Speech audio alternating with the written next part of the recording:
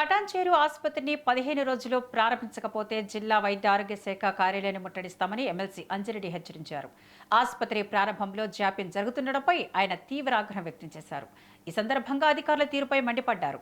ప్రజలకు అవసరమైన వైద్య సేవలను అందుబాటులోకి తీసుకురావడంలో నిర్లక్ష్యం ఎందుకు జరుగుతోందంటూ ప్రశ్నించారు. ప్రైవేటు ఆసుపత్రులతో అధికారులు కుమ్మక్కయ్యారా అంటూ అనుమానం వ్యక్తం చేశారు. ప్రభుత్వ ఆసుపత్రులు ప్రజలకు సకాలంలో అందుబాటులోకి రావాల్సిన అవసరం ఉందన్నారు. ఆలస్యం కారణంగా ప్రజలు ఇబ్బందులు ఎదుర్కొంటున్నట్లు తెలిపారు.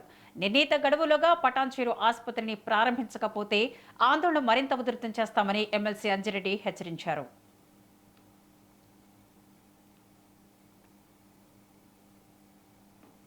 గత ఎన్నో సంవత్సరాల నుండి సుమారు 4000 ఇండస్ట్రీస్ ఉన్నాయి.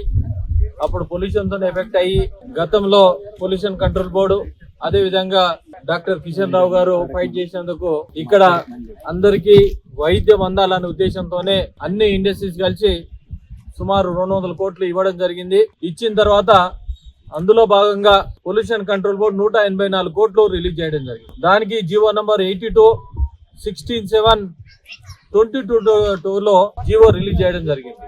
ఈ జీవో రిలీజ్ చేసిన తర్వాత గతం బీఆర్ఎస్ ప్రభుత్వం ఉండే గతంలో భూమి పూజ కూడా గత ముఖ్యమంత్రి చంద్రశేఖర్ రావు గారు కూడా ముఖ్యమంత్రి భూమి పూజ చేయడం జరిగింది.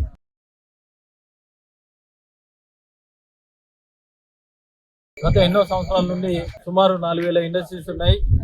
అప్పుడు పొల్యూషన్ తో ఎఫెక్ట్ అయ్యి గతంలో పొల్యూషన్ కంట్రోల్ బోర్డు అదే విధంగా డాక్టర్ కిషన్ రావు గారు ఫైట్ చేసినందుకు ఇక్కడ అందరికీ వైద్యం అందాలనే ఉద్దేశంతోనే అన్ని ఇండస్ట్రీస్ కలిసి సుమారు 200 కోట్లు ఇవ్వడం జరిగింది. ఇచ్చిన తర్వాత అందులో భాగంగా పొల్యూషన్ కంట్రోల్ బోర్డు 184 కోట్లు రిలీజ్ చేయడం జరిగింది. దానికి జీవో నంబర్ 82/16/7/2022 లో జీవో రిలీజ్ చేయడం జరిగింది. ఈ జీవో రిలీజ్ చేసిన తర్వాత గతం బీఆర్ఎస్ ప్రభుత్వం ఉండే గతంలో భూమి పూజ కూడా గత ముఖ్యమంత్రి చంద్రశేఖర్ రావు గారు కూడా ముఖ్యమంత్రి భూమి పూజ చేయడం జరిగింది.